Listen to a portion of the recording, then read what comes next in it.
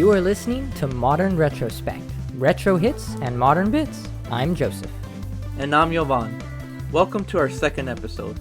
And this week, as promised, we'll be discussing Microsoft in 2020, its current state, and its 2021 outlook. If you like what you've been listening to so far, subscribe, rate us, or leave a message if you're feeling extra generous. Alright, let's get started.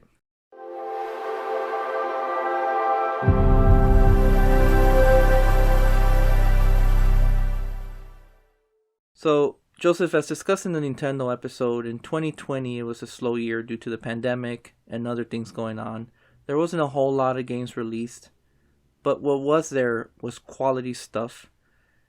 A lot of it was multi-platform, not a whole lot of exclusives as far as Microsoft, but I'm going to kind of briefly go over some of the games that were released. Ori and the Will of the Wisp was one of them. That's a gorgeous game. Came out for the Switch as well. Yeah, it really is. And I've played a good amount of it.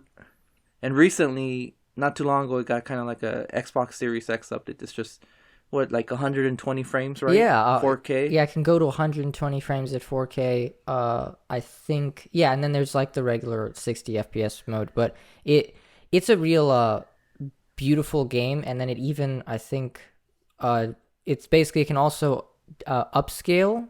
Forget if the term's downscale, upscale, to 6K to 4K, which is actually very impressive on the other mode for 60 frames a second. So it's one of the big highlights for the Xbox.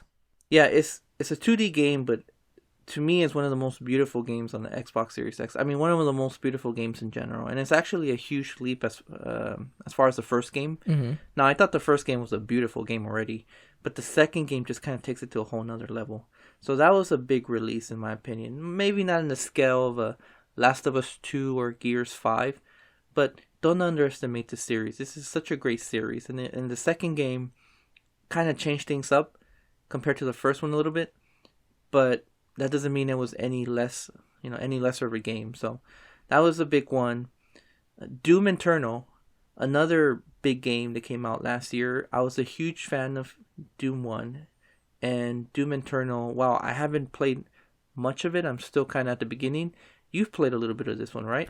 Oh, I actually finished the whole thing. I almost feel that it did feel a bit more gamey than the first one, which I do think the first one had a more gritty, kind of realistic take.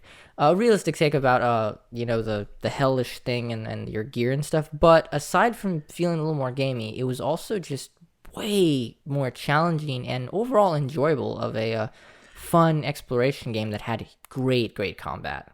You know, what I played from this game, it actually felt closer to the original games than the first game. I think that was probably the idea they had going. Yeah. So I need to go back to finish that game. From what I played, it is different than the first game, I'm going to admit, but it looks like it's a great game, especially, you've recommended it, and I have no doubt that it's going to be just as good as the first one, if not better. Yeah, it's great fun. Now, I 100% at that game. Yeah, wow. I didn't know that. So, Resident Evil 3, the remake, that's another game that came out. Another huge release. It wasn't as... I don't think it got as much hype as the second game. It was pretty quick, and it's a lot shorter. Yeah, it's a lot shorter of a game, and, I'm almost at the end of it. Resident Evil 3 was never my favorite Resident Evil. It was just kind of like a big, dumb action game. And Resident Evil 3 Remake kind of follows in those footsteps. So while it disappointed some other people, I'm not really disappointed because I didn't go into this remake expecting to walk on water when I played it. I just wanted a true kind of action experience, sort of what the first game was. And I haven't been disappointed. I left my brain at the door with this one. But that was a big game. Gorgeous looking too.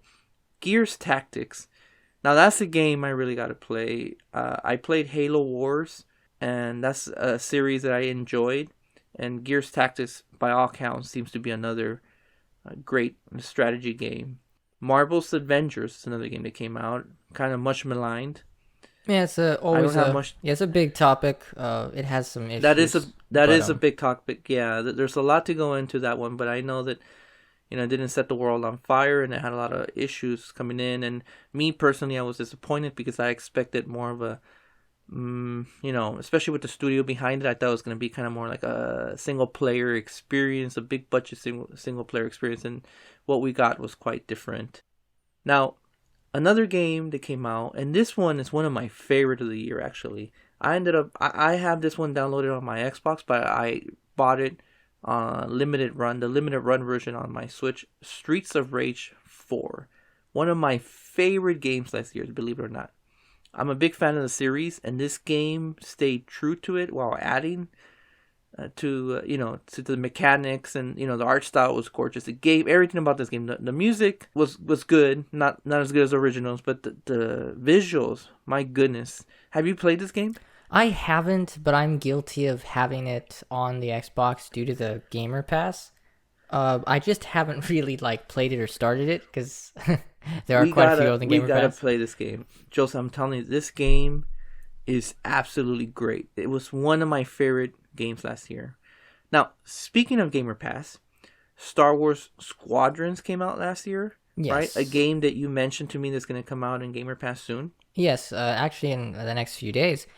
I was able to play the free trial that they offered. I'm glad I didn't buy the game afterwards, even though I really, really wanted to, because since it's coming to Gamer Pass, it's a really, it sets itself really well at the very beginning. It feels great. It looks great. It's what I know a lot of people have praised it and said it's what they've wanted from a Star Wars space simulator game. And I have to say props to them because it feels wonderful, and I'm very, very glad it's coming to the Gamer Pass because I do want to play it. Well, I'm definitely going to try it. I'm a big fan of the Rogue Squadron games on the N64 and GameCube. So this game is right up my alley. I can't wait to try it. Now, we can't talk about 2020 without talking about Gamer Pass. Gamer Pass, to me, is the best deal in gaming right now, and it has been for a while. 2020, really, for Xbox at least, a lot of the gaps were filled in by games on Gamer Pass, right? I mean, there wasn't a whole lot of releases last year. Now, I'm sure I'm missing some stuff, so, if anybody out there is kind of screaming at me for missing their favorite game that came out last year, I apologize. But to me, these were kind of the big ones, kind of with indies and other stuff sprinkled in. And Gamer Pass, if you have Gamer Pass, or 2020 was made bearable with Gamer Pass, or else you were kind of a little dry last year as far as Microsoft releases. What do you think? What do you think about Microsoft's 2020 and Gamer Pass in general?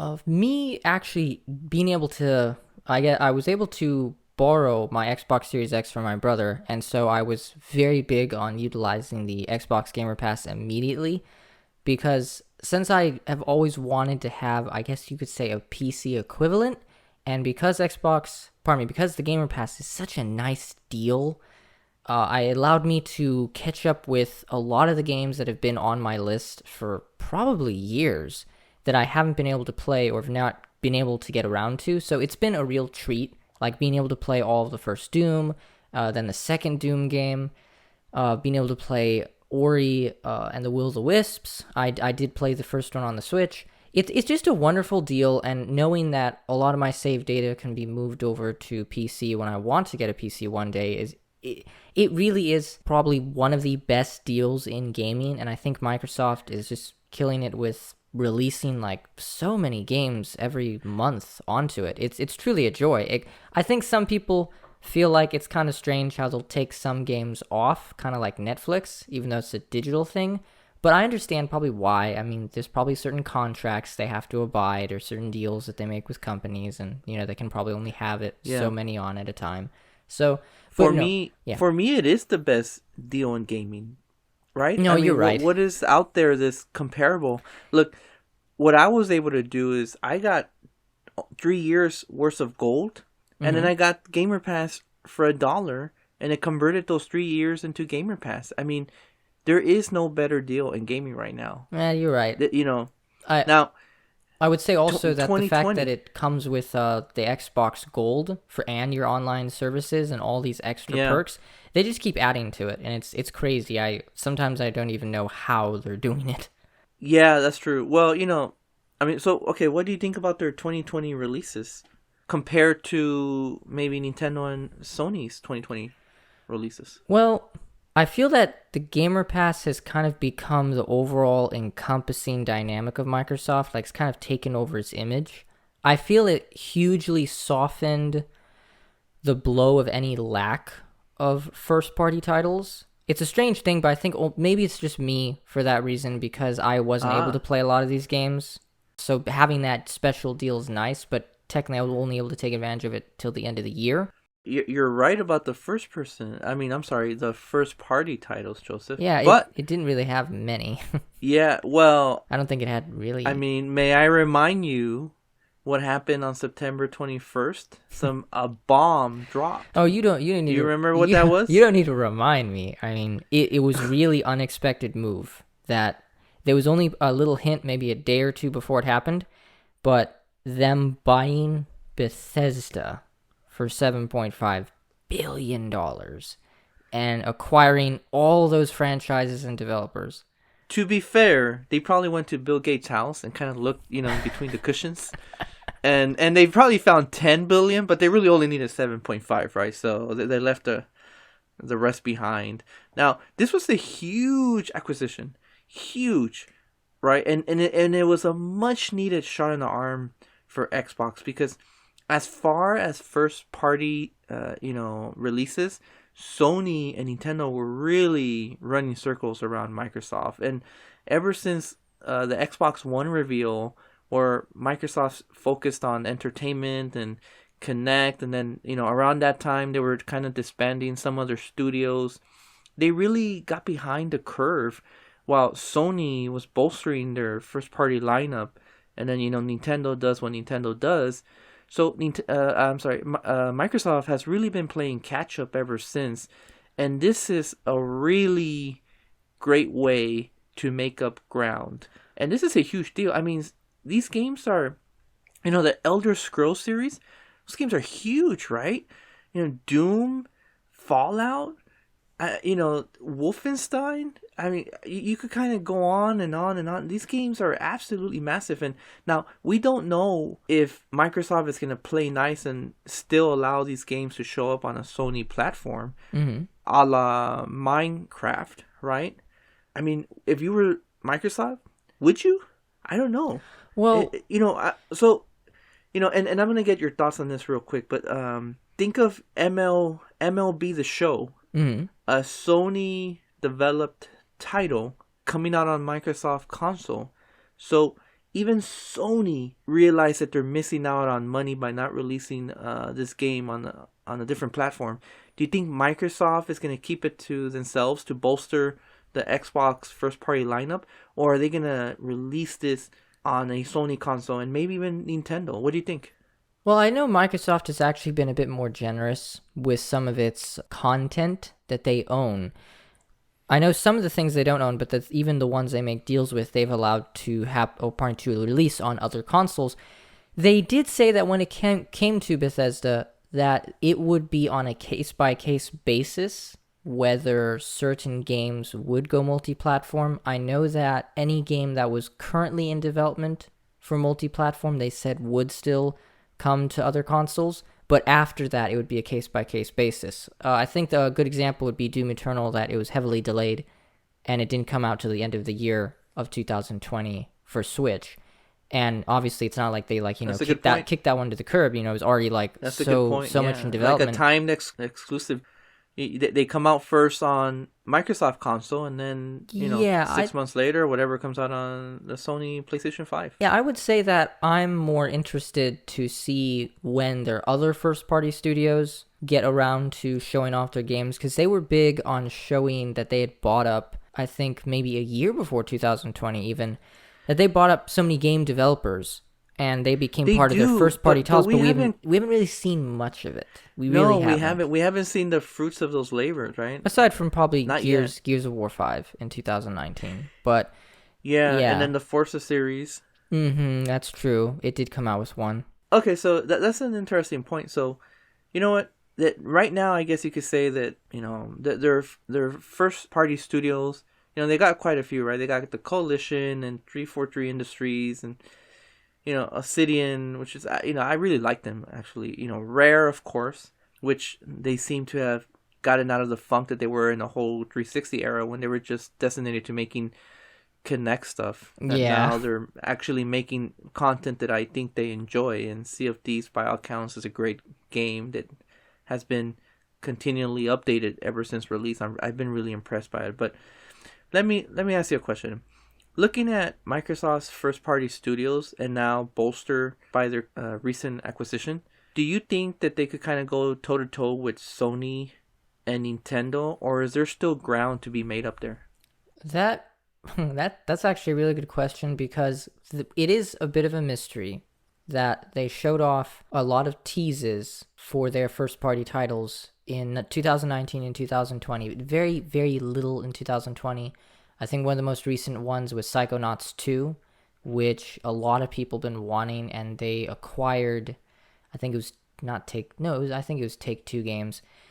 I feel they have all these developers, some really, really good ones under their belt, but they've been very, very quiet on their first party. Now, if this year they have something like what Sony and Nintendo had that showed off some of their games, if they're able to show off at least a good chunk of first-party games that perhaps come out later this year, they could compete decently. Because I know Sony has so far a very good plan of theirs with their timed exclusives and exclusives, which they've always been big about. Now, Microsoft, I feel, always knows how to soften the blow. They have a little soft cushion that they've made for themselves with the Gamer Pass, kind of like how Nintendo has with the loads of their indie content that they kind of pump out. They have like all these indie games and sales going all the time that help themselves. Microsoft kind of relies on their Gamer Pass, which is the best deal, but at least show us some great first-party titles from the developers they have behind and give us some release dates. They already will feel like maybe they're doing a good job to catch up or to compete against Sony, because I feel like that's really the only one they have to deal with is the sales of the PS5 and Xbox, which are still very hard to find. Because I don't think they're in direct competition with Nintendo. In fact, they're leveraging Nintendo to squeeze out some extra sales of current games, right? Yeah, that's true. Now, in the past, I felt that Microsoft came to a gunfight with a knife, right? And in fact, Sony had a machine gun and Microsoft had, a shiv or something, made out of soap, like at a prison.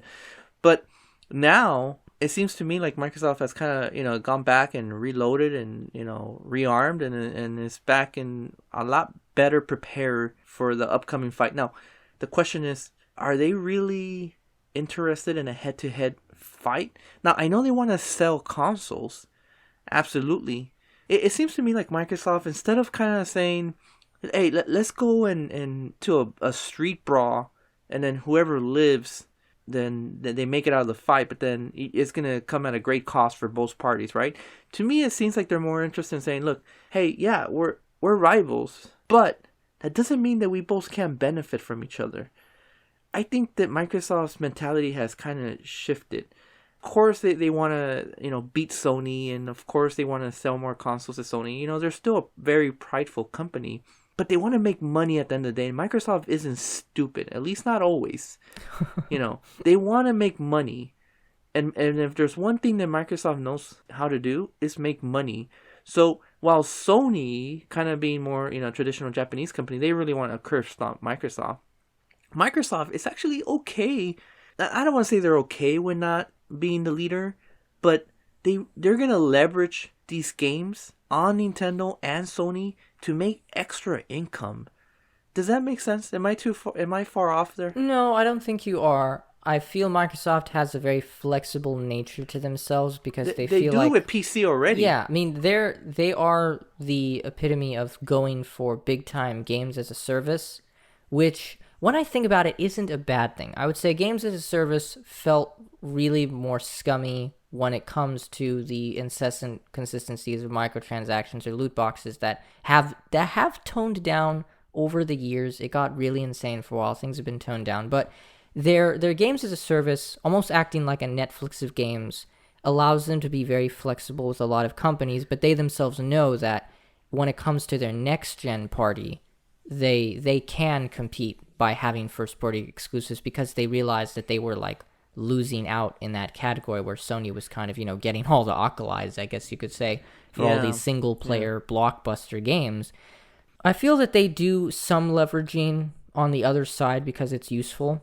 Do you think they're adopting kind of like an Amazon strategy, right? So Amazon has all its hardware, Amazon Fire Sticks, tablets, etc. Mm-hmm. But they also have their Amazon streaming service, their video services on Roku's and Apple other TV devices that are competition. Yeah, so that they have their stuff on the competition, but they also have their own competing line of hardware. That's probably the only thing that's gonna differ, I believe, from the only difference I believe in that sense of logic is that I don't think we will ever see Xbox Game Pass on like a Nintendo Switch or a PS5. I think that's where they're gonna draw the line. It was heavily rumored. But even they said that the idea, I'll give you this, I don't think you'll ever see Xbox Game Pass on a PS5 because that would be like a death sentence for their Series X.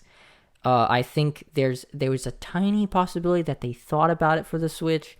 I don't think it's going to happen. I really don't. The only reason why is they know that people like portables and they could literally grab the whole other market. Because if you think about it, you don't want to grab the market of Sony, okay? That's a bad idea. You're not going to, even if you make a bunch of money using Sony, you're literally killing your console. Now, the little thing about the Switch is that it's a whole other market. The Nintendo community can be sometimes very, very distanced from some of the other ones. So that's like a whole other idea, but I still don't think it'll happen. I feel that what they're gonna do with Sony is you could already feel even last year that there was some actual competition brewing once again between Sony and Microsoft. There were little jabs here and there between them. It was I wouldn't say it was the console war like experience we had a decade ago, but I feel that they know that the PS5 is a true contender and that they have to show the quality of the Series X, and the big quality so far is the Gamer Pass, and being very flexible and consumer friendly with all that they can do is their huge benefit. It's how they've stayed in the game, being this backwards compatible, all conclusive, any game you want service has been their backbone to compete against Sony. While Sony, its backbone's more like, oh, check out our first party extreme content, because they've been growing that for years. They're more closed off, aren't they? They are. It's two very currently successful strategies. No, absolutely. Yeah, it's two different ways of approaching. Now, time will tell which one's going to ultimately be the most successful one. And so far, Sony's strategy has been more successful. But, it's a marathon, not a sprint. But, before we actually leave 2020, we cannot leave 2020 before we talk about probably the biggest thing. No, actually the biggest thing that happened to Microsoft in 2020. So let's have a listen.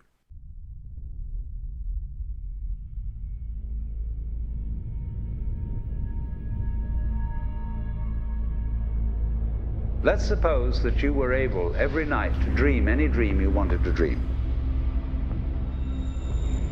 And that you could have the power within one night to dream 75 years of time.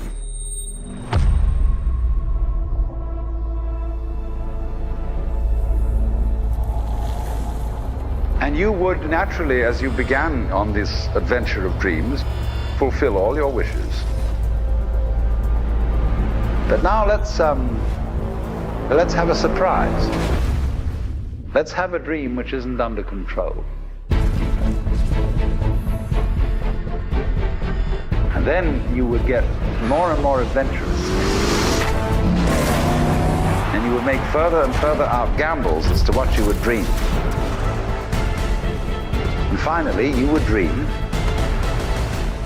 where you are now.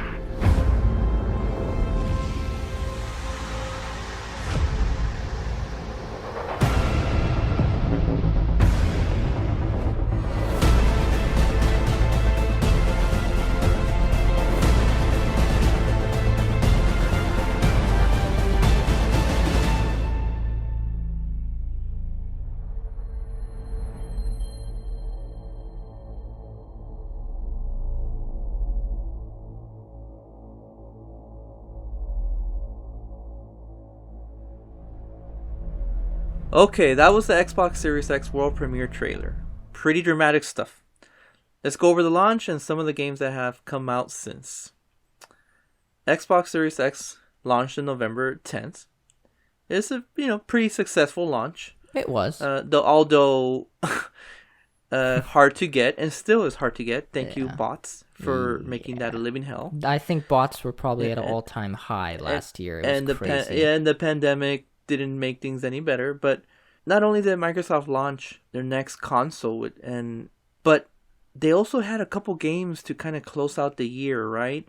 And a couple stuff happened. So it was kind of, their year was a little bit backloaded, with the launch of their new console, and then some big releases at the end of it. Now, this is typical of the year, right? There's always big releases in November, December, because it's one of the biggest sales period of the year. But let's kind of briefly go over some of these games. Now, like clockwork, we had an Assassin's Creed Valhalla, a game that kind of screamed current, or last gen to me. Yeah, with a little bit of a facelift. Yeah. Yeah, I mean, it's a Assassin's Creed game. You played one, you've played a lot of them. The Viking settings is a really interesting setting. So that's a game that I'll probably get around to sometime. I've kind of fell off Assassin's Creed after Black Flag. I put in, like 150 hours into that game. Oh, wow. And, yeah, I got into it deep, man. And after 150 hours in an Assassin's Creed game, I kind of said, wow, that was great. I don't want to do that again for a very, very long time. But, by all accounts, it's a good game. Call of Duty Black Ops Cold War. Another game that, if you like Call of Duty games, I hear this one's great. I'm impressed with how it looks. I feel I've not ever really gotten into the Call of Duty franchise, except for maybe a couple things I enjoy of it. Yeah, well, Black Ops is pretty popular. So Black Ops back in the 360, PS3, and Wii U was really I think it might have been. I could be wrong, and somebody might correct me. So I'm sorry if there's any diehard Call of Duty fans out there, and you want to reach through the microphone and strangle me, but Black Ops was kind of the apex of the series in a way. I mean, at least for me, I had tons of fun with Black Ops. The multiplayer was great. The single player was good.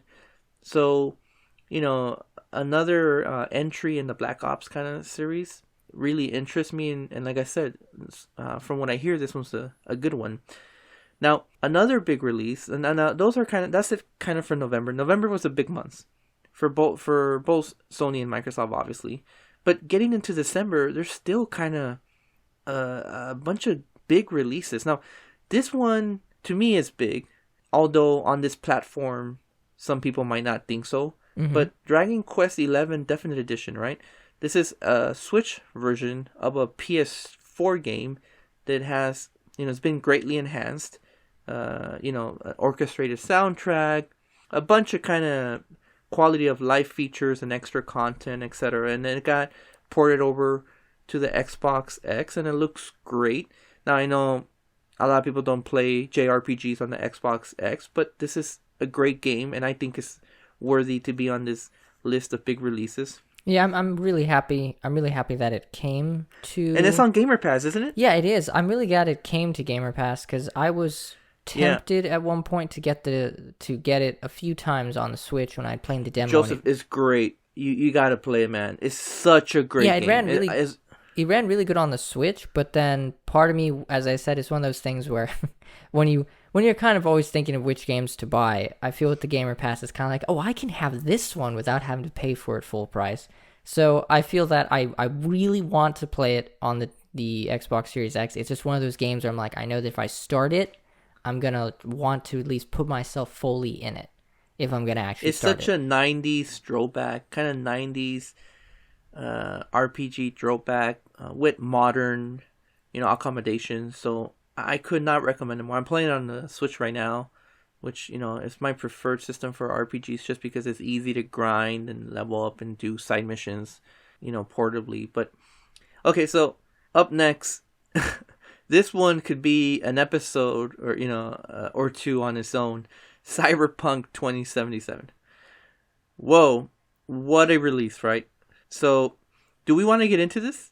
I mean, I feel we aside could run long on this episode feel if we aside- really start getting. I think aside from the fact that we both have yet to be able to play the game, and hell, I don't. But I think, really do want to play it. me though. too. I wanted to play I it. want to, but I feel like I'm going to wait a bit.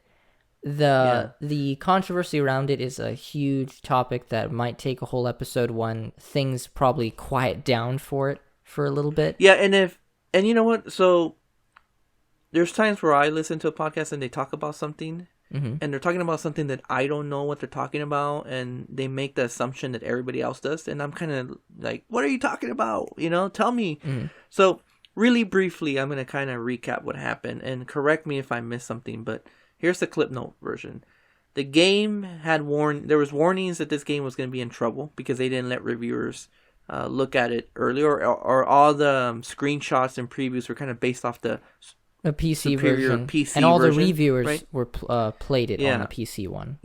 Correct. Yeah. So then this game finally released for the Xbox X and Xbox One and the PS4 and Pros, etc., etc. And it was a complete disaster. It was buggy as hell. It was pretty ugly compared to the PC version, right?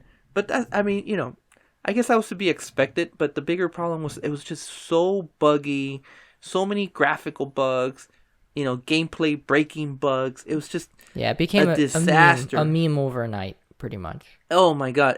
This thing it was so bad that Sony pulled it off their store. Yeah, they had. And I don't think I've ever seen that happen. Have you ever seen that happen? I haven't. They had to for a time because it pretty much. It was a huge legal thing for them for the reason that it pretty much looked like false advertising, and Sony had to pull it. I forget if it was the reason because of the refund problem that they were going through where they hadn't even had it set up, but it is a big discussion for sure. Yeah, so the developers issued an apology.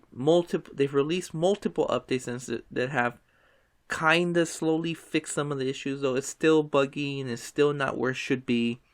It was a disaster. I'm not going to go too into it, but this thing was a big disaster. What should have been kind of like a crowning jewel of last gen turned out to be a disaster. This could have been the Grand Theft Auto 5. You know how Grand Theft Auto 5 came out for the 360 and PS3 at the end, and it was kind of like the crowning jewel of those consoles. It was kind of the perfect title to close out the generation. This could have been that, and unfortunately, it's just a disaster. It's a big problem of overhype, and I think even in the Sony episode, we're not really gonna get into it, other than the fact that it is a big topic. Yeah, I don't think we're gonna get into it then either. And I was thinking of how much time we should dedicate it on this episode, and not much really, but other than it was a big disaster, and it's actually still going on. Yeah, I feel like when we both get around to playing it, probably months later, we were like, hey listeners, we'll get around to it at some point. But do you know what was not a big disaster? The opposite of that is Gears of War 5, a super polished, pretty damn good sequel to Gears of War 4. You and I, we played about 70% of it. We got to go back and finish it. It's fun. It really is. I've enjoyed a lot of it. Although there's certain things that they changed, that I wish they would not have. But we'll get into that at some other time. But they added they had a big DLC release, right? High Busters expansion, which added, like a new kind of 3-hour campaign, 3-player kind of co-op and split screen and online, which is kind of like a throwback. They don't really do split screen and anymore like they used to do back in the day. So that makes me kind of happy that they're doing that. 16 new achievements and a bunch of Series X and S optimizations, including kind of reduced load times, quick resume, variable refresh rates, and 4K, of course, with HDR to go along with it. And the HDR in this game is some of the best I've seen in any game. Yeah, it's so masterfully done. I mean, it's just brilliant. It's the a HDR in this beautiful game. It's what impresses me. It is not only incredibly well textured and well lit, but it has such a clean look to it, and running at 60 frames a second on the Series X, with all of its optimizations. I have to say, I've never been a Gears of War person, but when I played it with you, I was very impressed. Yeah, I think it's 60 on the Xbox X as well. Oh wow! So on the Xbox One it's 30, but on the Xbox X it's 60, which is impressive as hell. I mean, imagine, you know how pretty this game looks and for it to be 60 frames, I'm blown away. So, and let's talk about our experiences with the Xbox Series X, right? Because you have an Xbox Series X, don't you? I do. I would technically, I have my brother's one because he's got an ultra powerful PC, so he lets me use the Series X. Yeah, so you've been using it pretty much since launch. Oh yeah, definitely. I got it shortly after launch, so we've both had a couple months already with the system up to this point. We've both played most of the big games for this system, right? Including the ones that have had kind of next gen updates. Now, I've yet to play a next gen game, or a game that I would call next gen, right? A Rogue Squadron type of game, or a Halo type of game. A game that just, you put in your new shiny system and you're absolutely blown away. A game that I could say, call my wife over and be like, honey, you gotta look at this. Isn't this amazing? And then she'll kind of give me the look like, oh my God, you're such an idiot. But a game that I just want to show off. I haven't really seen that game yet. Now, Gears of 5 is absolutely beautiful, but at the end of the day, it's just an Xbox game, right? With a shiny kind of new coat of paint. Have you played anything on the Xbox Series X yet that's kind of made you next gen? Yeah, Now, I don't want to upset anybody. Don't get me wrong. I'm not saying that the Series X doesn't have tons of power under the hood. It's obviously a really powerful system. It's a legit next gen system. I just not have played a game yet that has said to me, this is next gen, this is why you bought this beast. Yeah, you can't experience this on any other system, at least last gen. I feel that's the little, I wouldn't say issue, but the big thing going into next gen always is, when are you going to see a true exclusive? I mean, even Sony had a bit of that problem, but they actually at least did have a few exclusives. But that at least were next gen. But most this last year, and even going into this year, have been releases that have mostly been optimized really well for the Series X. Not all optimized 100% to using Series X, which made some people a little skeptical about it. I think it's just people getting used to the hardware. You're always going to have that issue. I would say it at least speaks volumes that Gears 5 looks as beautiful as it does and runs as crisp as it does on even older hardware. That's crazy. I would say on a Series X, it is amazing. It really is like you're getting... I've played PC games, and it's like getting a really amazing PC experience for... it's all of it. Like, they put all of it on the Gamer Pass. Every single bit on the Gamer Pass. Kind of reminds me of the experience I had with Breath of the Wild. Now, Breath of the Wild, at its heart, at its core, is a Wii U game, right? I think really the only difference was that the Switch version ran a little better in some areas, and it hit 900p. Yeah, not always. It went from 720 to 900p, while the Wii U version was locked at 720, right? But when I was playing it on the Switch, it's just such a gorgeous game that I kind of forgot that I was playing a last gen game, right? Like, Nintendo kind of bamboozled me because, I'm playing the Switch, their next gen system, but I'm playing a Wii U game, and it's just so freaking beautiful that I just don't think about the fact that I'm playing a last gen game on a new system. And Gears of 5 is kind of similar where, now it's a little different because Microsoft actually went more out of the way to make optimizations, and we listed them earlier. But again, at its core, it's still a last gen game, and it's just so gorgeous that when I'm playing it, I forget that I'm not thinking, why am I playing this game on my next gen system? I should be playing something that really shows off the power. I'm just playing and thinking, holy shit, this is a freaking beautiful looking game. I think for next gen, what will be impressive is they have a few studios under their belt that can give you really good looking games even before we hit next gen. So it only speaks to them what we're possibly going to see for the future. I think the potential is more exciting right now, but the current way that they're optimizing pretty much everything they can get their hands on for the Series X is very admirable. I do know that's a huge step when moving forward from one to the other. I think more so this generation than last generation. We got bunches of remasters from PS3 to PS4 and a bunch of redone games back then that took a while, and it was a very different strategy because there was a bit of maybe a bit more of a divide. When I think about it, each one is a good divide, but in these cases, the architecture and structure of these games and companies have gone the way of, the whole upgrade it freely to next gen, or, if you buy an old gen one, you get a free upgrade to the next gen. I feel it's admirable of the companies trying to bridge the gap, because I know that if they didn't, they'd be in hot water. But Microsoft already set themselves up perfectly with their constant, I guess you could say, reevaluations of older games and upgrading those and doing it all where you're not having to do anything. Like, put in the game or just download the game and you're good, and it optimizes it all for you. And I think it's an impressive move. That is I love that about the Microsoft, and they do such a great job with just kind of making things easy, right? Like when I got the Series X, it was just so easy to transfer all my stuff from the Xbox X.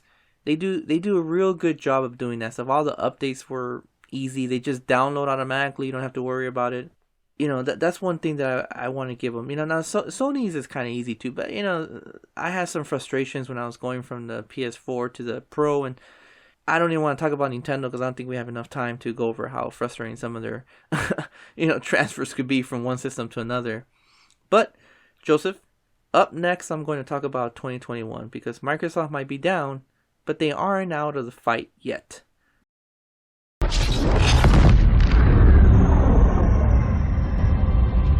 Got a new contact, unknown classification. It isn't one of ours.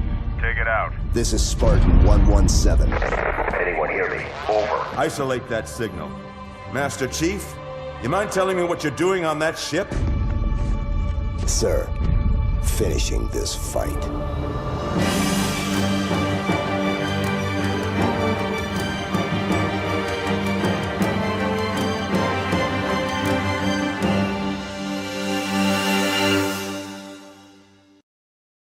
Okay, Joseph, you heard Master Chief.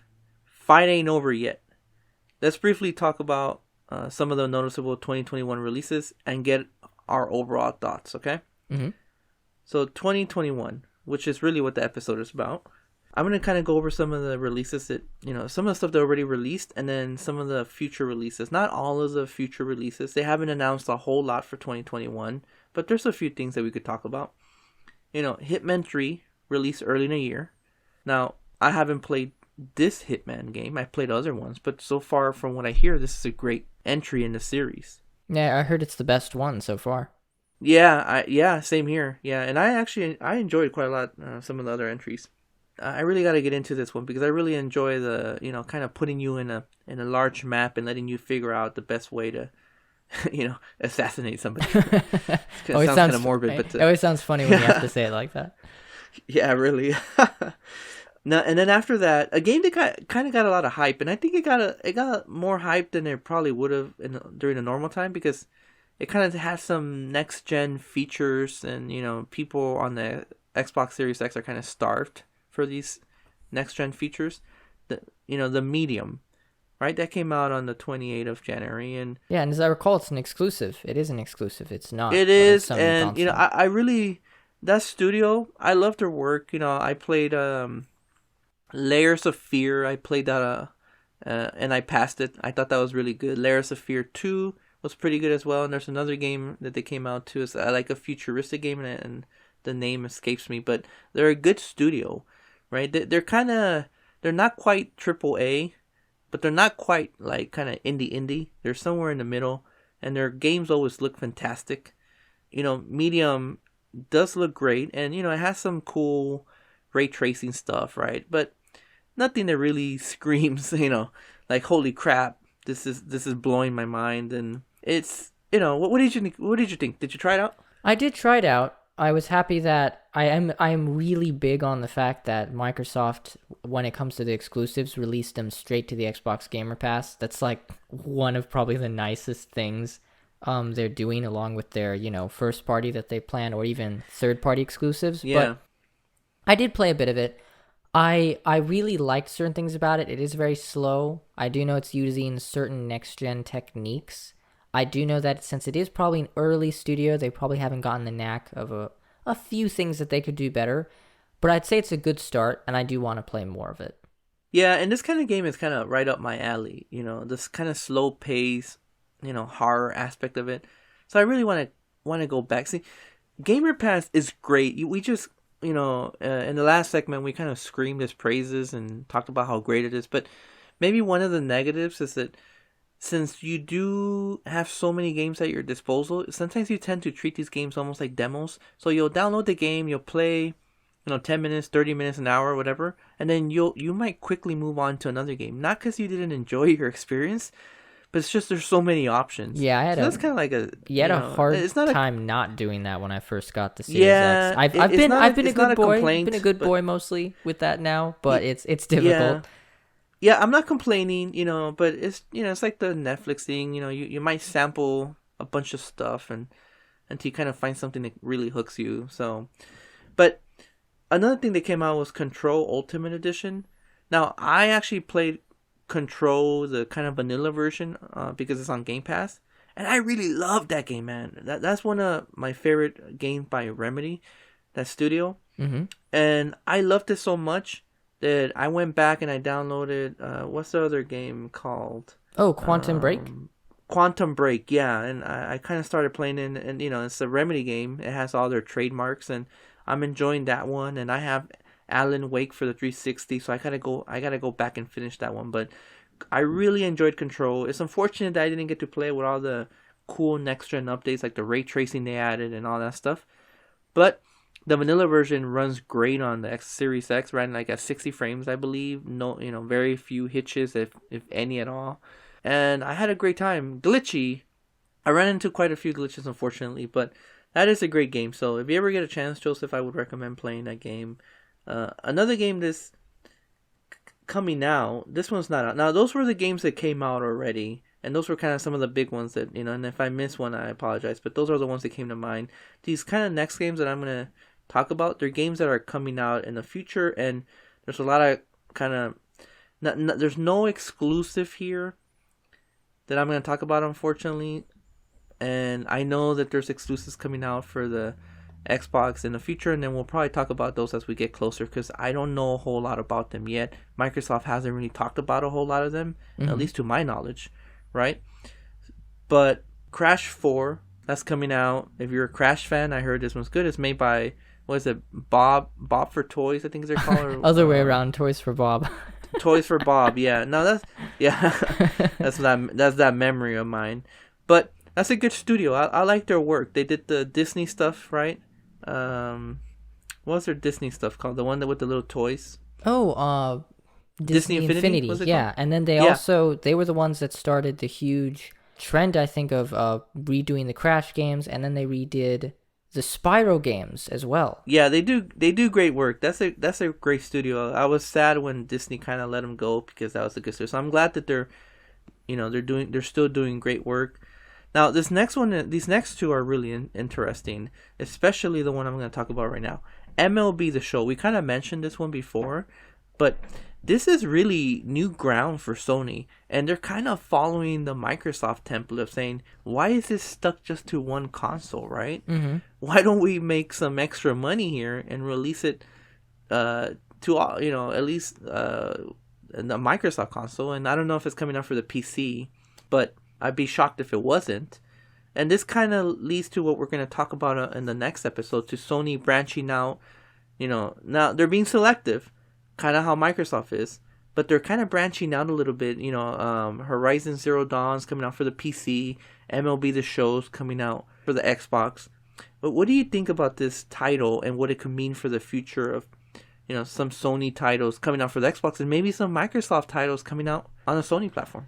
It is always on a case-by-case basis. I'm not going to really touch upon too much on it for the sake of Sony in the next episode, but I get the feeling that since they're releasing, I think I actually didn't even know about this one, that MLB The Show was a Sony exclusive coming to Microsoft. I get the feeling that both Microsoft and Sony do what they call tiny bits of back and forth to test themselves. I know Microsoft is way more in that field than Sony, but the gamers do benefit from these test periods I guess you could say, of them seeing how well. So, and if you think about it, like MLB the Show is a sports game, and quite one that is, I guess you'd say, quite popular with Sony fans. So for them to bring it to Xbox, I guess they're also trying to see maybe how much of the I won't say fan base, but how much of the how many gamers I think go for that on a different system, if any at all. So I have the 2018 version, and that is indeed a great series. Yeah, so I feel like I didn't actually know about that one, but when I think about it, I'm like, that's Sony doing a bit of the testing the waters thing, which I'll talk a bit more about it for the relation to their PC, them actually moving a few things to PC, but it's a slow topic for Sony right now. So, but we'll see in the future, like, what happens. Yeah, and this next title, it's a title that I am excited for, yet I'm not excited for. I'm kind of mixed about this, which is funny because I'm a huge fan, and of course, it's Resident Evil Village. Joseph, I'm not fully in the whole first-person Resident Evil stuff yet. I played Resident Evil 7, and I enjoyed it, but I can't tell you it's my favorite Resident Evil by a long shot, right? I'm still a fan of the classic Resident Evil, and I would even put the remake of Resident Evil 2 and 3 above first-person Resident Evil 7, which, might be kind of blasphemous for some people, but, the first-person stuff is I'm not knocking it. Obviously, Metroid Prime went first-person, and that turned out great, and Resident Evil 7 was a great game, but I don't know, man. It's just I'm not feeling it. The game looks great. I don't want to talk too much about this game. I think we talked about it a little bit on the Nintendo episode, and who knows? It's also a PlayStation. Yeah, to get into that for a small bit, I don't want to get obviously into too many Resident Evil specifics because it's a big topic. We're going to touch upon that later. I get the feeling that you're right that when I first found out they were going to first person for Resident Evil 7, I was wondering if it actually worked that way. It seems that it did. I've yet to play it. It is on the Gamer Pass, but I am very excited for Village only for the reason that it has certain aspects of Resident Evil 4 that I think they're trying to add into it. I think it'll work pretty well as a first person. I'm actually a fan of first person horror. I really wonder if they're just going to have from now on 2 versions of Resident Evil at all times. So it's an interesting thing that I would say they're experimenting with. But so far, I feel it has worked well for them. I mean, I see a future where I feel like there's just going to be 2 versions of Resident Evil all the time. I think it's strange, though, that their main entry games have become first person. Yeah, but Capcom, I wouldn't say it's a bad move. I would say it's a different move. And I mean, actually, they have 3 kind. Okay, so they have Resident Evil 2, Resident Evil 3 remake style. Yeah, exactly. Right? Which is kind of, what would you call it? Like a third-person, you could call action series. Yeah, but you could say it's hallmarked to feel quite a bit like. Well, I wouldn't say really like 4, but they're trying to do it a bit in that vein, because they feel like it worked the best. So you have that version, and then I'm gonna keep an open mind because Zombie Wii U. I love that game. I know it gets a lot of crap. I really wanted to play that game though. I have to say, I love that game. I tried the HD version and I thought it lost a lot, but if you play it on the Wii U with the gamepad or whatever, it's really good. So I don't want to, I'm sure people are like, wait a minute, don't tell me that you're praising Zombie U and that you're saying that you're mixed about Resident Evil Village, right? I know, I get it. It sounds it's a big crazy topic. Yeah, but okay, so once we get closer to release and maybe they'll release a demo and I'll get to try. God knows I'm gonna buy it, so don't worry, folks. I'm gonna buy the game because I'm a big Resident Evil fan. So Resident Evil 8 exclusive demo on PS5. Yeah, I haven't tried. Oh yeah, you're okay. There is a demo. Yeah, I haven't tried it yet. So once I do, and I don't know if you have, we'll give our 2 cents and elaborate more on it. But I don't want to get too hung up on this. Flight Simulator is also coming out. That's by all accounts, that's a gorgeous game. Oh well, actually, that's. Oh no, oh you're right. It is already on PC. Yeah. I actually thought it released already on the series. Okay, yeah. I've seen videos of it. Digital Foundry has done a bunch of videos on it. It looks freaking amazing, man. But if you're into that, great. Psychonauts 2. You know what? Psychonauts 1 on the Xbox, that was a pretty neat title, so I'm excited for this one. And I think it's being made by the creator that did the first one. It is, was Tim Schafer. Yeah, He, I have to say, I'm very acquainted with Psychonauts 1 only for the reason that my brother played it. I wouldn't say recently, but maybe like a couple months ago.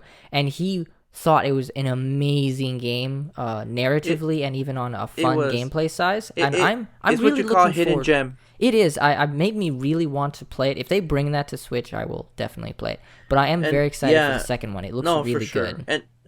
And then here, this next one, the Legend Braid, right? 360 Legend, one of the first real huge indie games. It's getting an anniversary edition, which, cool. I haven't played Braid since it came out originally. I don't know. I don't think that a new coat of paint is going to get me to go back and play it. But I haven't played it at all. Braid, yeah, no, it's neat. I mean, it shows this.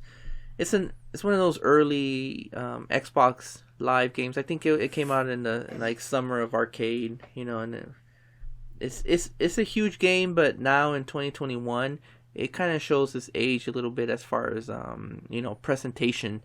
So if this anniversary edition could kind of fix that while keeping the same, amazing gameplay, then that's great. But now I want to save this one for last because this is this is a huge one. Halo Infinite was supposed to come out at launch, right? That was supposed to be an Xbox Series X launch game. Yeah. And in July, they kind of had a demo for it. And you know what? The graphics did not look next gen at all. At least not to me.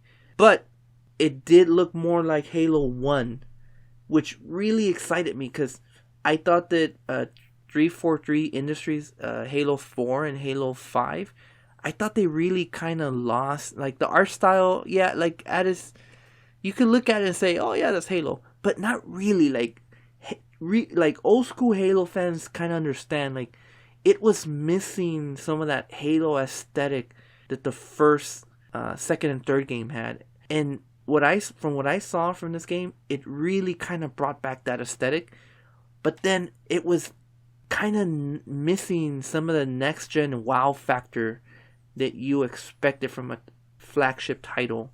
And you know what? I guess Microsoft and 343 Industries agreed because they ended up delaying it. What do you think about that?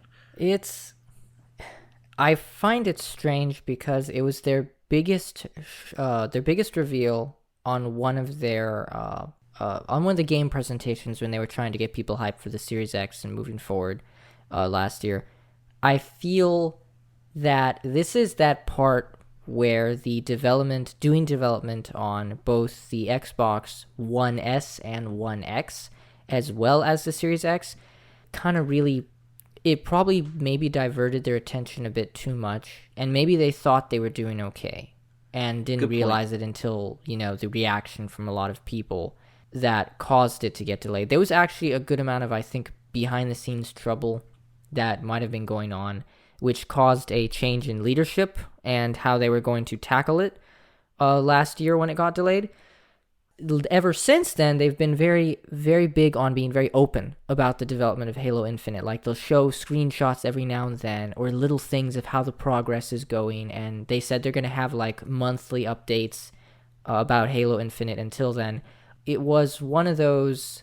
I'm not going to say it was on the vein of Metroid Prime 4 issue where, you hear nothing about it and then you find out that it didn't reach the standards that they wanted, and then it was just boom, we're redoing the whole thing. I don't think it was that. But some of the focus was either taken away by working on the Xbox One S and X, which part of me is a little divided about how are you going to get that next gen feel. And I know they want to be ever inclusive of the Xbox One, Xbox One X, and then the Xbox Series S and Xbox Series X. I feel it's a difficult task getting a next gen game to feel next gen when you're having to make sure it runs downwards. And I'm wondering if they're doing with you're working up and then you bring it down, because working down up usually makes it so that you don't really get all the benefits of a next-gen experience, but then working down is actually much harder.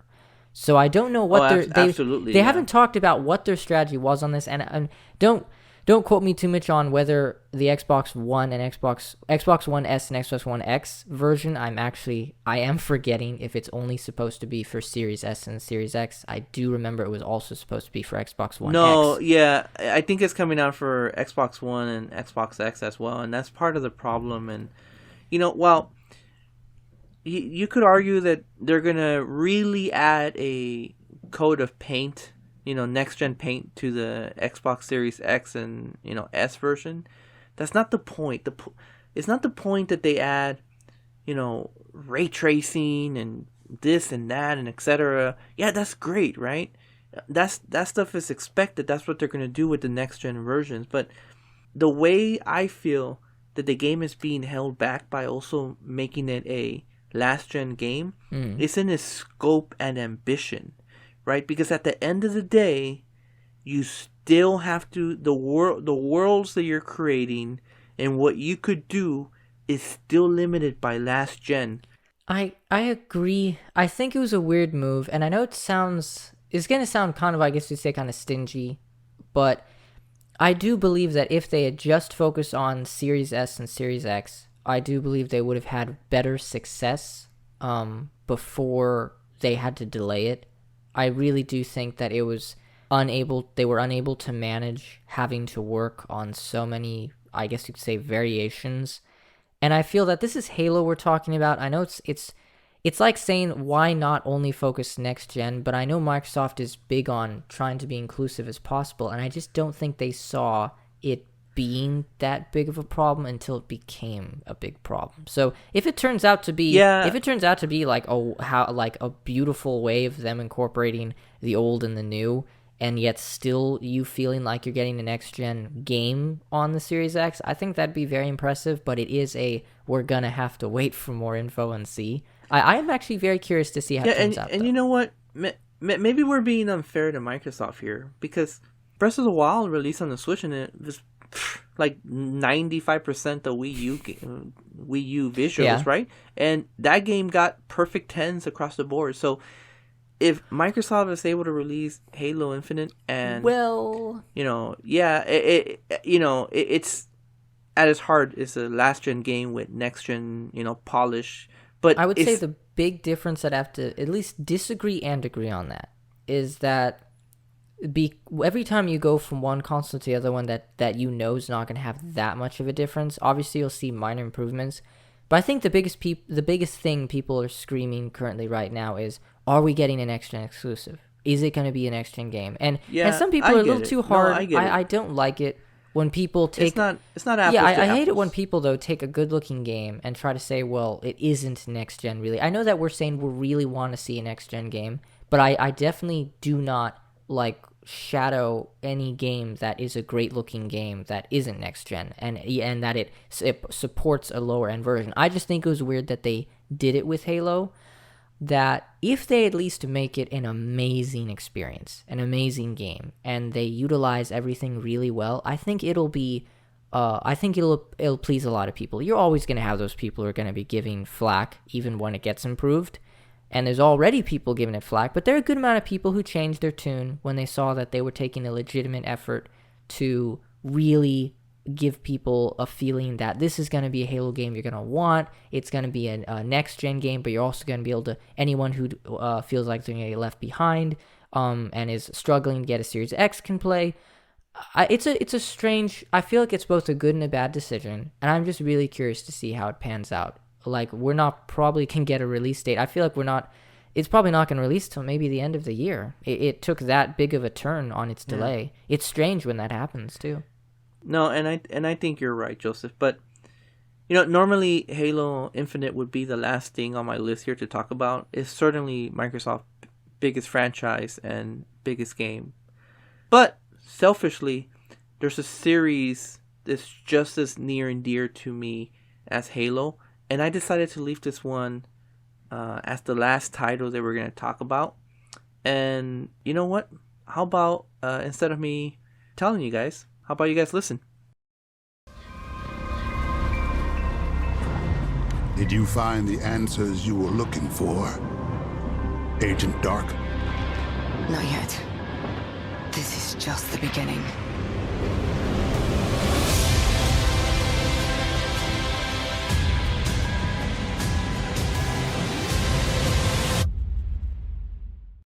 Okay, Joseph, that was absolute hype, and my favorite announcement from the Game Awards.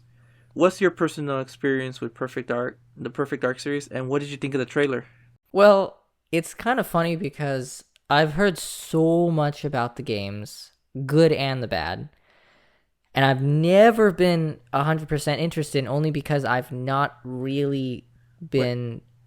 Bad? Well, you know what I mean, the good and the bad. Okay, Of what I mean of the different. There's so okay, many... hold on. Let me tell you what the good and the bad is. The good N64 game. The bad Perfect Dark Zero on the 360. There. But there hasn't been any other spin-off or variation, because I think there have been, to very mitigating success. Wasn't there like a smaller game called Perfect Dark? I don't remember what it was called, but it was isometric. It was an isometric game. No, well, which a lot of people didn't care for. Okay, I don't know about that, but as far as I know, there was the Game Boy Color game, there was the N64 game, of course, there's the 360 garbage of a game, and I think that's it. And there hasn't been anything since. So you're very excited then. I would say the trailer has me very intrigued. I really liked the trailer. Oh, and Joseph, that trailer looked and I great, heard that man. they've got like a knockout team making this next entry, and it's not rare. Yeah. That's the interesting thing. It's not rare. So normally that would be red flags left and right, but rare is not the rare of old. It is. You could argue that they're taking away from the original developer, but the truth is that the original developer is not. It's not there anymore. They've all scattered. And rare of today is not the rare of before. So a new studio kind of, giving it to a new studio and them trying their hands at this, and then the trailer had such a Blade Runner feel to it. I mean, which is what the original game inspiration anyways. I am, as a Perfect Dark fan, I am so hyped for this trailer. Man, it was the best thing of that Game Awards that I could remember, and one of my most eagerly awaited Microsoft Xbox thing really is what pushed me to get an Xbox X early, and our Series X, knowing that this game is kind of waiting. I'd say the two biggest exclusives that people are probably waiting for. Then, I mean, Perfect Dark, we're not going to see probably anything of it for a while. It'd be really nice to get a gameplay trailer, probably some point this year. I think it's still really too early in development to probably say that, but I have to say that. So it's basically Perfect Dark and then Halo Infinite. If either one gets either some really good information, or if Halo Infinite can possibly release this year, I think that'd be actually pretty interesting. No, absolutely. Yeah, I mean, I don't have any more to say about this announcement other than I am incredibly hyped and I can't wait for it. But let's move on to the next topic, and this is going to be hard to kind of keep this at a manageable time, because there's so much to say here, yet at the same time, God, I don't know. Okay, so let me read something to you, Joseph, and you tell me what this sounds like, okay? We messed up today, and you were right to let us know. Connecting and playing with friends is a vital part of gaming, and we failed to meet those expectations. So on and so forth. This reads like a big apology. I wonder, and it's from Microsoft. I wonder what could Microsoft be apologizing for? What do you think, Joseph? What did they do? I'd say we talked so much probably so many nice things about them currently right now. This is going to be one of those things where it's like it really was the big problem of them trying to increase the price of Xbox Gold and success and announcing it completely that they were going to be increasing the prices of Xbox Live Gold, that 3 months that were priced at that 3 months would be priced at $30 and 6 months at $60. And that is a really big deal when you can get a year worth originally for $60, and it was practically doubling the price of Xbox Live Gold.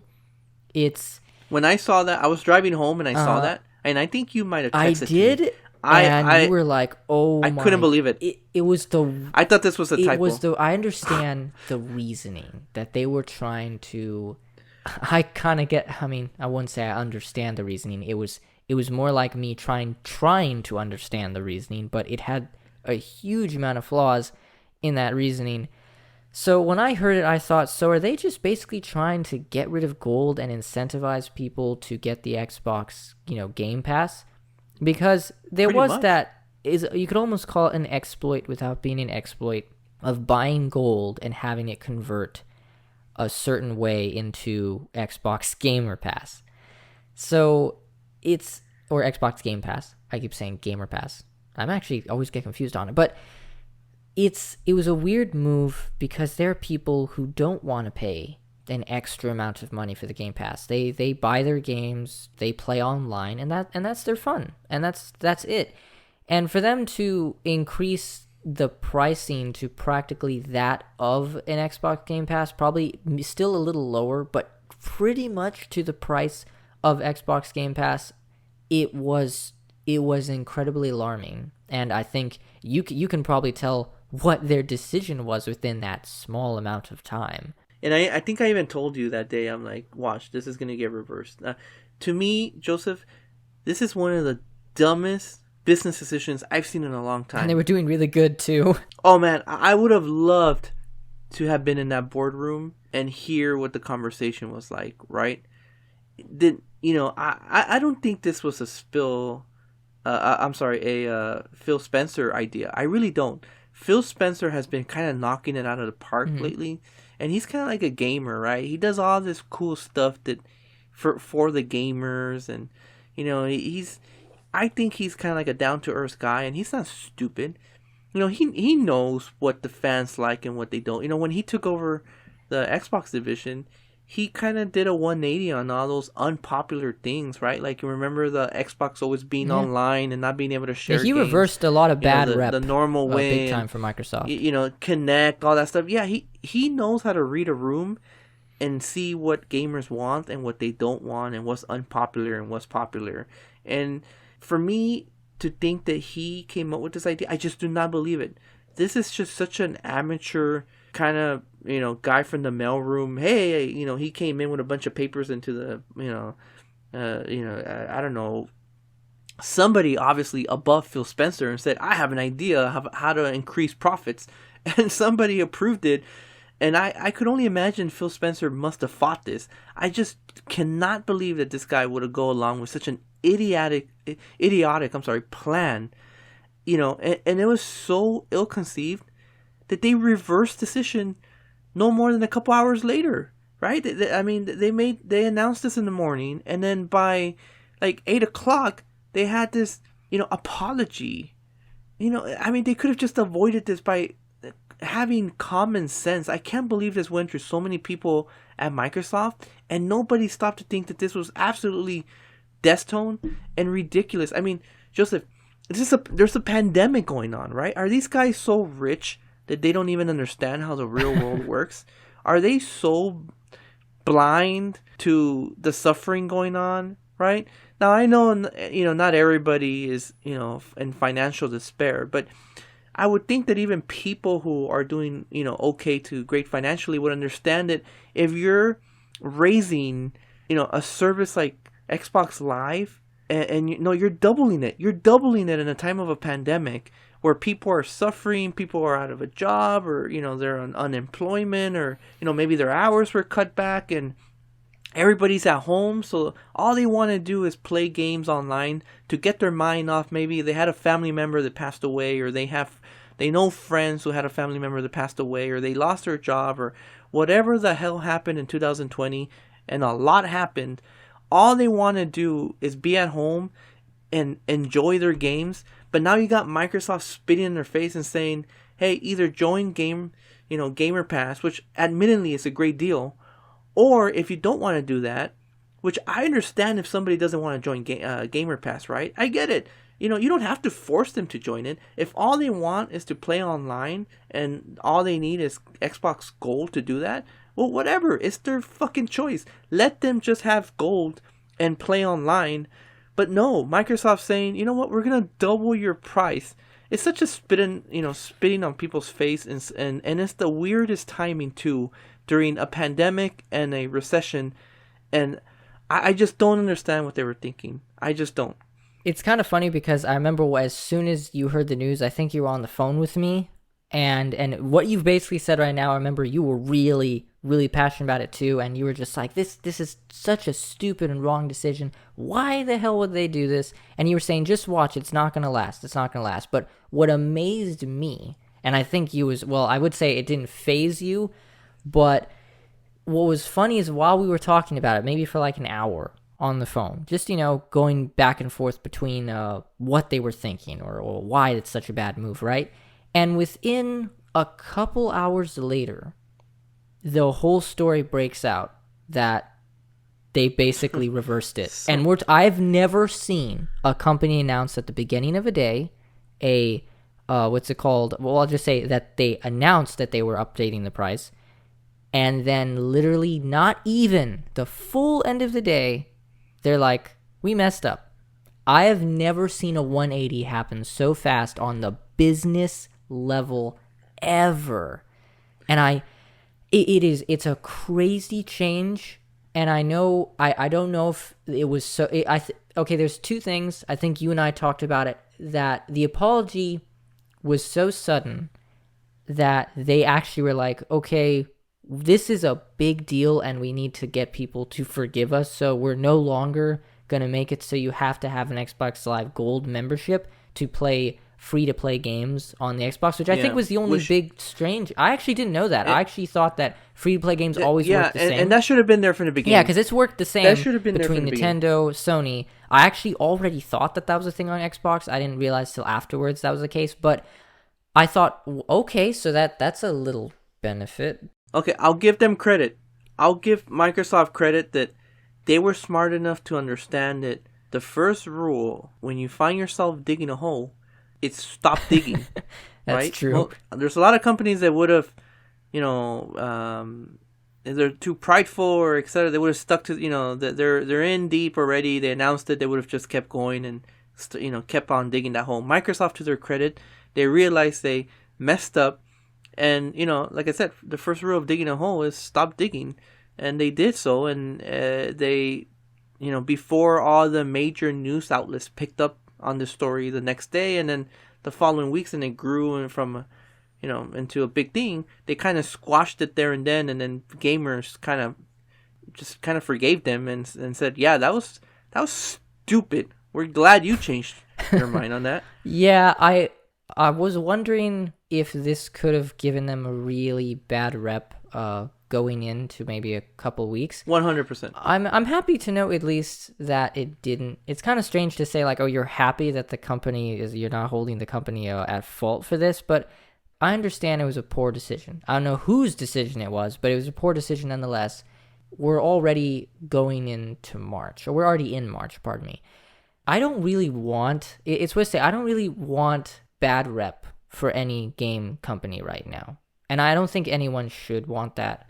I think that Microsoft, Sony, Nintendo make weird decisions all the time. And some of them are, they go up to the scale. I mean, this is probably, as I said, the quickest I've ever seen a company change their mind. But back then, that wouldn't be a thing. Back then, you would be waiting and complaining and you'd have to wait probably weeks to months to see a change in a company. I feel, for me at least, that companies, the big three for the game companies these days at least, are very adamant at trying to solve problems very quickly when they realize it, because it is, I feel like the game community, it's a big thing, and there's a lot of entitled people, but there are some genuine, true concerns that crop up, and for at least the game companies to know that they don't want to alienate their people, and don't get me wrong, you don't want bad press. They're doing, all of them are doing good jobs, and I feel like it was just weird that Microsoft did this. I think you mentioned once that you were wondering if they were getting a little greedy or cocky, that they're doing so well that they could probably pull this and get away with it. It's one. No, I'm not sure. I'm not sure is that, and if I mentioned that, then I was off base on that one. Really, you know what kind of hurts about this and what's frustrating is that, yes, Sony has done stuff like this, right? Like the whole, cross-play thing was frustrating. They didn't want other systems to, and their reason play, behind it was pretty half-assed. Yeah, so Sony has done stupid things too. God knows Nintendo has done idiotic things as well. Absolutely. But this was kind of out of character for Microsoft, especially recently with Phil Spencer under, at the helm. That they've been so gamer friendly and, Gamer Pass, we talked about it, them kicking ass with that and the best deal in gaming and all the other stuff that they've been doing that have been so gamer friendly. For them to do this, it was just so out of character that it frustrated me because it wasn't Sony, it wasn't Nintendo, it was Microsoft. Come on, guys, you guys are trying to turn this ship around and you're trying to make up ground to Sony, and you do this colossal F up, and you just allowed Sony to laugh at you all the way to the finish line. Not the finish line because it's not over, it's the start of the generation, but it might as well be, because do you think that Microsoft's going to catch up to Sony? Maybe. I don't know. I wouldn't bet meaningful money on it. And so the last thing Microsoft needs to do is make these colossal unforced errors, right? It's another thing if Sony comes at them with, big releases and price drops, etc., etc., etc. That's one thing. But when you're committing unforced errors and the other team already has a huge lead, that's killer. You don't want to do that. And that's exactly what Microsoft did. It was a bad start, especially to do it in January. One, you're supposed to gain like a lot of momentum. Momentum and hype and trust. And they already had a good amount that they just needed to, keep that going. So, yeah, I feel like we don't want to say go over too much over. Well, not go over. I mean, as in beat it like a dead horse. But it was a really bad move. I'm glad it got rectified literally under 24 hours. And I'm glad that it's kind of just, faded away. Like we got nicer things to focus on, which for me at least I was happy to feel that. I don't feel it's very on my mind, but it's not sullied me over them. So you're right. So that was an unfortunate thing that happened. And, I feel that we had to talk about it. But now that we kind of got that out of the way, how about we kind of go back to some of the funner stuff about Microsoft, right? And let's end this Microsoft episode in a lighter note, a funner note, and some stuff that Microsoft's doing right and that we enjoy.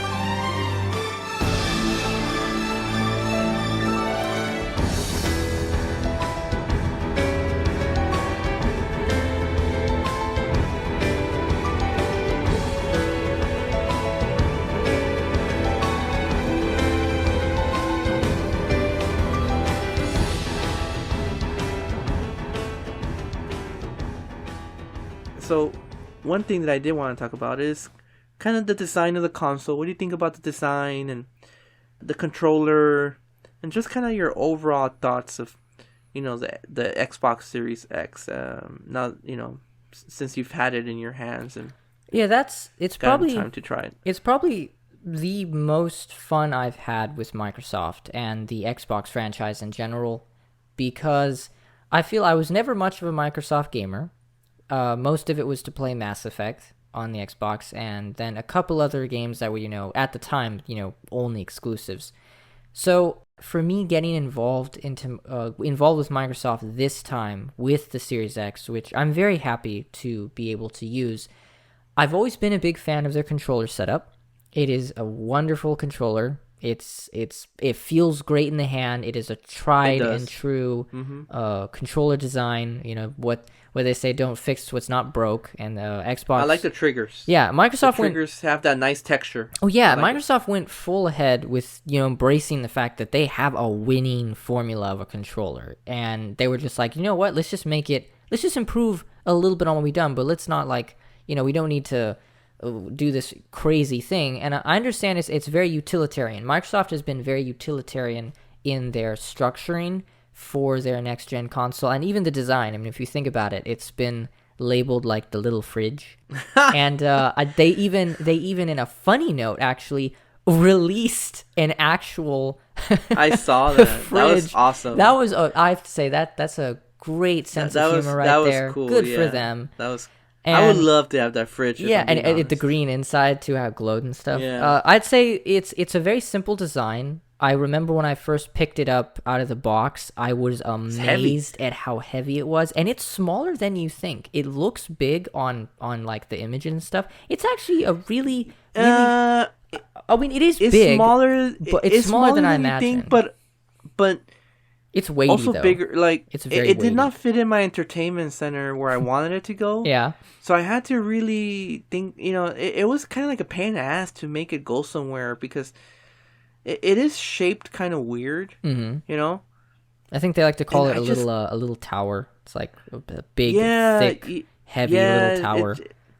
It just laying it kind of horizontally. It kind of still sticks up a lot. It's how many? I would say what I'm taking a guess, but maybe 5 inches, 6 inches. As far as height, and it just didn't fit in my entertainment center where I wanted it to go. So that's the kind of the only complaint. But it does look really nice. I like the kind of the green paint on top of where the vent is. Mm-hmm. It makes it almost look like it's glowing. Yeah, that's a really nice effect. It actually is a tricky little vent, but it's very simply done. And and it's quiet. It's quiet. It is so right. I have to put my ear all the way to it, and even when I put my ear all the way to it is very silent. I do love that about it. So for me, just real quickly to get this out of the way, love the controller. Hate the fact that it still uses double A's. Yes, okay, I'll give you that. I really wish they just went to Sony Nintendo. I just charged. Yeah, put in a charger. I heard somewhere that they still had like a deal with Duracell or something like that. I don't know if that's true. I wouldn't doubt it because even Nintendo has used rechargeable batteries, and we're talking about Nintendo. When Nintendo's beating you at something like that, then you're right. There has to be a reason. Yeah, Nintendo's known to be behind the curve. It's just hilarious that we're next gen you got those Duracells or you got those batteries. So and then the OS. I'm familiar with the OS, so navigation was easy, but that kind of contributed to not having that next-gen feel because it has the same exact OS as the Xbox X. And in fact, I experienced some bugs my first week with the OS. I still am experiencing bugs. Like the quick resume doesn't always work, and there's other stuff going on there. But at least I didn't have to learn a new OS, and it's easy to navigate for the most part. What else? It's a good, solid console. It feels solid. It does. I do like it. Is it perfect? No, but I don't think the PS5 is perfect either, or the Switch. But it's a very good effort by Microsoft, and I think it's well equipped to kind of get in the ring with Sony. And as long as Microsoft doesn't get in his own way, I think they have a really good machine on their hands. And they just need to show it off, right? Like it's like they came with this gorgeous muscle car, but yet they're kind of driving in the slow lane on the freeway, right? It's that's a perfect example of what I feel about it. It's so good, like it's so good, yet it's like it is struggling to show itself off in a really proper way. Yeah, they really kind of need to let it spread its wings and show it off, and they will. I have no doubt about that. It's it's a very capable machine, and it gives me kind of GameCube vibes with the way it's. The tower feeling. Of course, the GameCube was more of a cube, but you stack 2 GameCubes together and you get an Xbox Series X. Remember they used to say that the Wii was 2 GameCubes taped together? That's actually the Series X, man. It has that kind of funky design that I find very attractive. So, but moving on, I want to talk about another amazing thing that Microsoft does. And they're so ahead of the competition here. And, Sony has actually caught up quite a bit. And Nintendo's just way behind the curve. But, the backwards compatibility on this machine and their last machines too. And, it started with the 360 and it was flawed. But their backwards compatibility has been amazing, Joseph. And I'll get your input right now on what you think, but let me kind of give you some examples. Final Fantasy 13 on the 360 had these kind of crummy, low-res videos because it was DVDs, limited space. Microsoft took the time to replace those videos with full HD videos as for the backwards compatibility on the Xbox One and Xbox X. Splinter Cell Blacklist is a 4K game. They made it 4K on the Xbox One. X and Series X. There's a bunch of 360 and original Xbox games that they've gone ahead and updated to take advantage of the horsepower of the new system. It's just amazing, and I know this is not a popular opinion with some people, but look at what Microsoft has done with some of these titles. Like I said, the Blacklist, Splinter Cell Blacklist got a 4K upgrade, and that's a 360 game, and Nintendo's charging us $60 to upgrade a 480 game into 1080p with Skyward Sword, right? It's not apples to apples, but the fact that Microsoft is doing this just as part of the system, right, is one of its features, I think is great, and they have to be, applauded for that. And they're so ahead of the curve with this.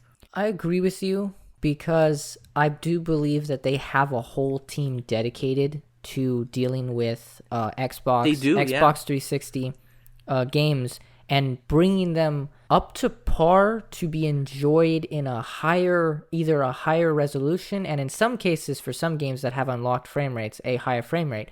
I also heard they announced that. What did they call it? They recently announced they announced that they're adding an extra feature to backwards compatibility called the FPS boost. Yes, and remember, Joseph, I'm like, wow, they just keep trying to make the older games better. Like they already running at 4K Joseph, on a lot of them. Not to cut you off real quick, but remember they have the auto HDR feature as well. Oh yeah, that's right. It's probably one of the most impressive things when you buy. Like I bought a few games on sale recently. One was we're actually gonna have something on this later. Was two of them was The Darkness and The Darkness 2, and then I also got Lost Odyssey. And it impresses me to see that these games are playing in full 4K, and obviously they're not at 60, but it's like you're visiting games. You're either revisiting games or you're visiting games for the first time that you've never experienced in like the best way they can possibly be. And I even for me, that actually feels like the inner child in me. Because I was still very young around the Xbox 360 and PlayStation 3 times. And there's that feeling of like experiencing a game you never got to play, or re-experiencing a game from your childhood, like Indiana Jones and the Emperor's Tomb. That was on Xbox Gold, and it runs at 4K, and it's an Xbox game. And it's just wonderful that they have that much dedication to backwards compatibility. I think you're almost playing the game how it was meant to be played, because what like a lot how of people forget would love you to play it. Yeah, a lot of people forget, but the 360 wasn't always 720. A lot of games actually ran in sub 720p, and one of the things I hate about that generation was screen tearing was so frequent, man. Screen tearing was just in almost, not every game, but it was in quite a few games, and the frame rates of that generation, it was terrible. It had terrible frame rates. They were pushing those systems to the limit, and frame rates were often in between 20 and 30s, right? So playing these games on the Xbox One and X, etc., you get steady frame rates, you get higher resolution, and no screen tear. I mean, it's just a pleasure to go back and play these games, right, and enjoy them how I feel they were kind of at least the developer hoped that you would play them. Yeah, I'd say it's a wonderful thing getting to re-experience certain games. I haven't been big on playing older games during the Xbox 360 or even Xbox generation, but I have to say I find it wonderful when a company makes you able to get into something that you didn't expect to either get back to or get into even, and just, have fun with those older experiences in a big way. I think it really does. Giving it just even that nice little facelift on resolution is a big deal, and it just working flawlessly is another wonderful thing. I think ease of use has been Microsoft's big thing for pretty much supporting every type of game, and it is what, in my opinion, makes them stand out between Sony and Nintendo. I feel like they both have their niches, but this is definitely its one right here. Absolutely. And to kind of give my closing thoughts, Microsoft, they have their up and downs, and they had their up and downs in 2020 and then naturally in 2021 as well. And we kind of talked about some of their downs. But, under Phil Spencer, I think Microsoft has really kind of found this niche as an identity, right? They're just kind of such a cool, laid back company that bends over backwards for the gamer, right? Gamer Pass, the best deal in gaming, as we said. The backwards compatibility just being so robust and the best out there, and it puts to shame anything, certainly what Nintendo's doing, and competition. This is a perfect example of how competition is good, because Sony is actually stepping up their game with backwards compatibility as well, and I feel that a large part it has to do with what they saw Microsoft do with the Xbox, and they're trying to catch up, and they're doing pretty good stuff on their PS5 as well, and I'm not quite sure if they would have gone the extra mile if Microsoft wasn't moving the chains when it comes to this kind of stuff. I mean, Sony certainly didn't do it with the PS3. They were selling the games for sure. That they weren't kind of doing the free graphical updates and this free compatibility with the PS2. All this stuff that's happening right now, this is all because of Microsoft. And it's great for gaming. It's great for the gamer. And it's just, this is the Microsoft that I want to see. Now, it's not necessarily going to be the leader of, kind of how they were for part of the 360 era, at least with the HD consoles. But, if Microsoft could make their revenue releasing games on the PC, on the Switch, and some games on Sony, and also doing all these really, cool stuff for gamers that Sony and Nintendo have no choice but to kind of, follow suit and implement some of these friendly gamer practices, or else they'll look foolish.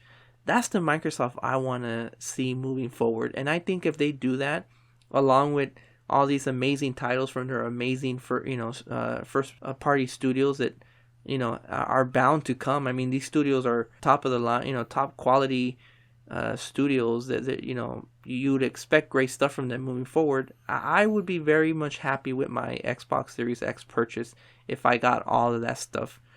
What do you think? What would make your this generation a successful, or what do you think this would make this a successful generation for Microsoft moving forward? Yeah, both with its hardware and software. Yeah, I would say I agree with you completely on what you're saying, that they have so many behind the scenes first party things being worked on. I do think it's unfortunate we haven't gotten to see, I guess you'd say, a presentation to give us an idea of what's coming in 2021, aside from a lot of nice Gamer Pass related things. I feel that they do have the great advantage of really supporting the backwards compatibility, and having the Game Pass in general has been great for them. It's what's really helped them, I guess you'd say, be a true contender even going into next gen.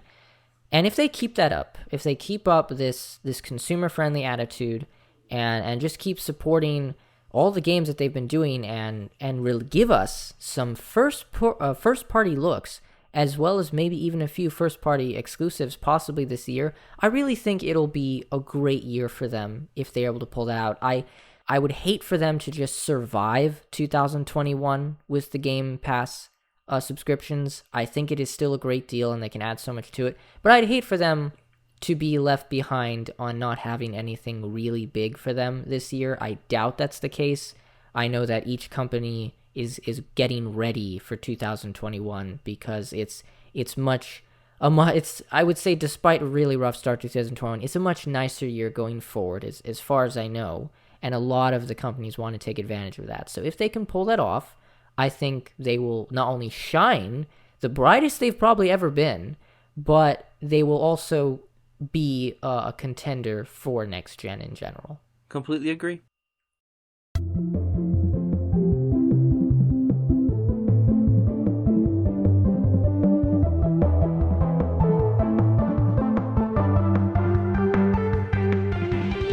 We hope you enjoyed our second episode of Modern Retrospect. Up next is our episode on Sony and their 2021 outlook. After that, we will be releasing new episodes every week on a variety of video game topics and game-specific episodes, along with some other surprises. We hope you stay tuned. You can find us on Anchor, Spotify, Apple Podcast, and more. If you enjoy our ramblings, please feel free to subscribe, rate us, or leave a voice message so we can hear your feedback on today's topic. If you want more retro hits and modern bits, just hop on back. You have a good one. Bye, everyone.